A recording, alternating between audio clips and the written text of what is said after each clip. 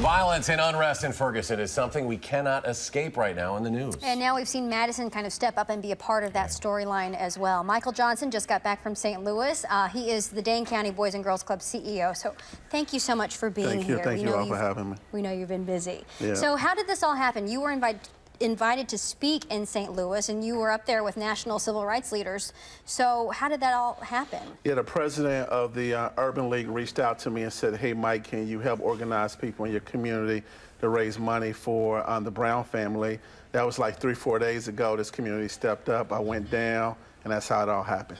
And you were able to get $20,000 to donate to the family. All of that from the Madison community? Not all of it. So about 15,000 came from people in St. Louis, the Boys and Girls Club of St. Louis, Boys and Girls Clubs of America, the Urban League, and about 5,000 from people in Madison. Okay, so aside from the donation, you were also able to secure maybe a full ride scholarship to the siblings? Right. Okay. Yeah, I didn't secure the Wisconsin Hope Lab.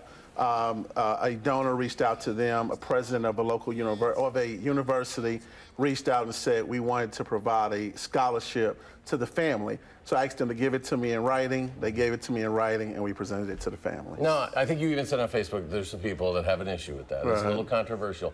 I want to give you a chance to respond to them. That think maybe they think it's for Wisconsin kids should come first. Yeah, like I think that anytime a young person falls victim of violence in any street in the United States, we as a community should be outraged. And so I would expect that if that happened here in Madison, that our friends from other cities would come and to support it. So I wanted to come down and to meet with the family and give them our condolences, and I also wanted to bring some support. And that's what we did. Let me ask you something, just to be in a real conversation here for a second.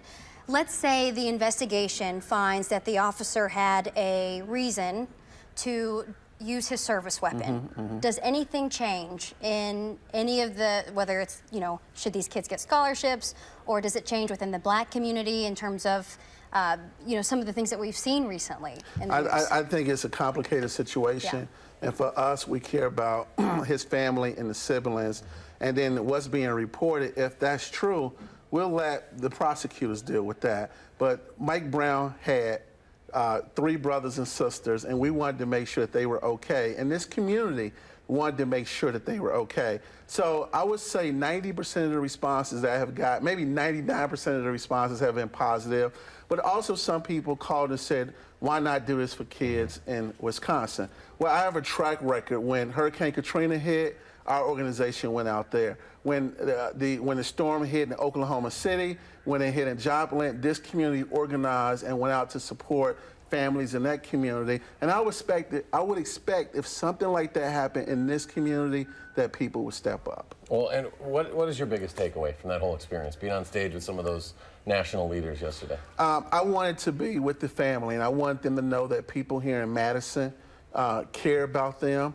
And I would say to this community, we have to make sure that we invest in our kids. I went to go visit a school. School was supposed to start today for thousands of kids in Ferguson, and they're not starting. So they're going to already be a day behind. So we have to invest in our kids, and we got to get to know one another, get to know each other better, because what's going on in that city, the police department really didn't have a healthy relationship with that community, and that's something they need to work on.